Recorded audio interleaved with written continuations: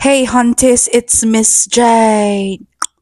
So, and I'm the power top na Bratzi from Marikina City. Kimi lang B. Hi mga beso, tara dito sa Prism Restaurant para manood ng Drag Alae Extravaganza drag show dito sa Lipa. Grabe natuwa ako talaga dahil may drag show na sa Batangas. At tignan nyo naman yung place, napakaganda. Actually, na-discover ko to dahil na-feature siya ni Mimiya, itong restaurant ito. At nagulat ako na may drag show. Tignan nyo naman ang place, di ba? Sobrang nice. At bago mag-start yung show, umorder muna kami nito kanilang matcha drink. Ang sarap niyan, matcha berry. And shout out to my drag show buddies. Tiyaning. So yan, umakit na kami dun sa rooftop. Ang laki ng place nila. Dun pa yung show sa rooftop. So yan, finally mag-start na. At ang host ay si Eva La Queen. Grabe! I'm a bitch in the afternoon.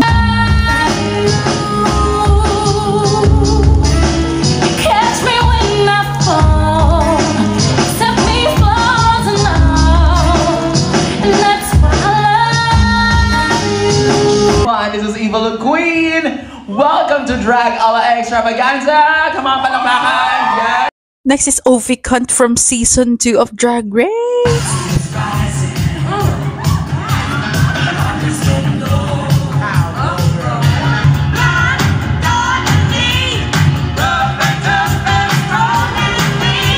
And next si Prince, The Shoes. Ang galing niya.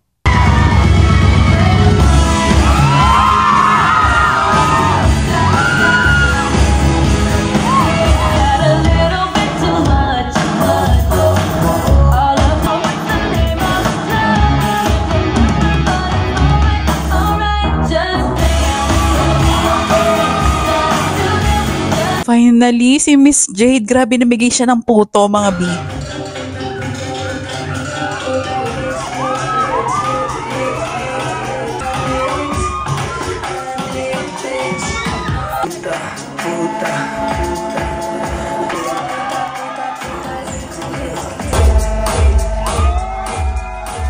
So after ng mga performance, iikot yung mga queens para magbigay kayo ng tip pero hindi naman siya required. So yan, may free din na cocktail drink at natusok ang mata ko ng pandan. Nagpa-fangirl ako kay Eva at tignan nyo guys, pinashot ako ni Eva La Queen lang naman. Seconds.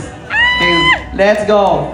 5, 4, 3, 2, 1. Tawaan ka ng sauce. Yeah, salamat. Meron din palang mga merch yung mga queens. Ang gaganda actually, pero wala akong nabili. So yan, ito na yung second set. Ang ganda-ganda rin ni Ovi. Ang galing-galing niya. Grabe yung mga damit niya. At si Prince, sobrang performer din pala talaga ni Prince. So overall, sobrang enjoy ko yung gabi na to. Mga second time ko na manood ng drag show. At grabe si Miss Jade talaga. Napakaganda. Nakakainis.